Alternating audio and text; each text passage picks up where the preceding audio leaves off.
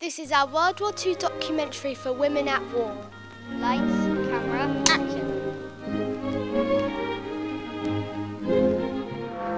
The government's final warning to Hitler has been ignored, and a state of war once more exists between Great Britain and Germany. Everyone just went very silent. Nobody said anything. I think they were all just horrified and stunned. You walked around your village or your town, and there was very few young men you saw. They were all away in the forces. Women weren't allowed to go in the front line and fight, so we took their place. When you came to be 18, everyone had to do something. You got a letter through the post to tell you that you were being called up to join one of the forces. Women did everything. They went in on munitions, they drove buses, ambulances, they did everything that men did. Can't think of anything that they couldn't do.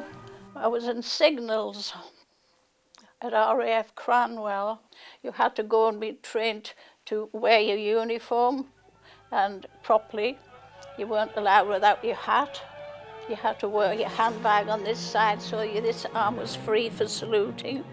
You had to learn how to march. We sat at machines that looked like typewriters, but they signalled in messages, and you had to transmit them to other places. And the tough part was really the weather, because we lived in Nissen huts.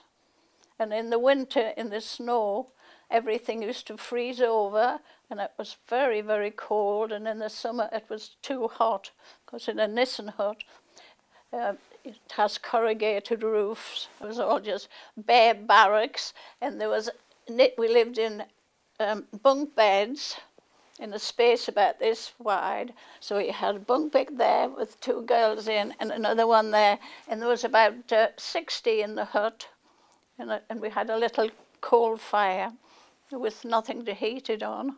Met nice girls. They were lovely, lovely friends. I went in a bank which replaced men who were called up for the services. Women wore trousers, and we were very supercharged. It opened everyone's eyes to what women could do, and did a lot of good in that respect. We all seemed to wear the same fashion at one time. You weren't allowed to have anything with pleats in or gathered skirts. Everything had to be very, very plain, because material was needed. So you only were allowed one skirt, one top or whatever. You just had a few clothing coupons. So that's what they talk about, make, do and mend. So you used to get your old clothes and try and make them into something new or something to hand down to somebody younger. We used to like Vera Lynn singing, and we had a record player. We were very fond of Glenn Miller, and he had wonderful, wonderful songs. They were our favourites.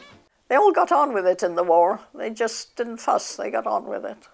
For the war, they were very subservient, couldn't work, and thought you couldn't do much but cook and clean.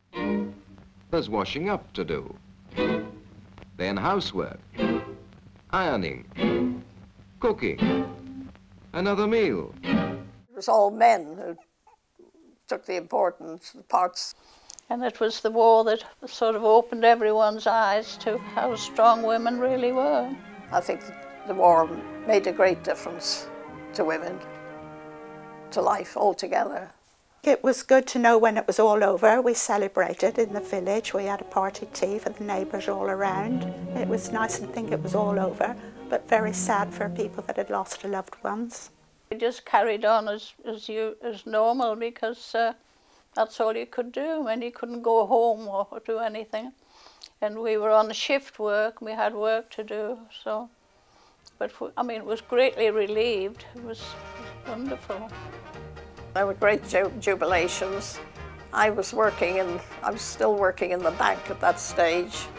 And I remember the evening more so, when we were all dancing and singing in the streets. Went completely mad, of course.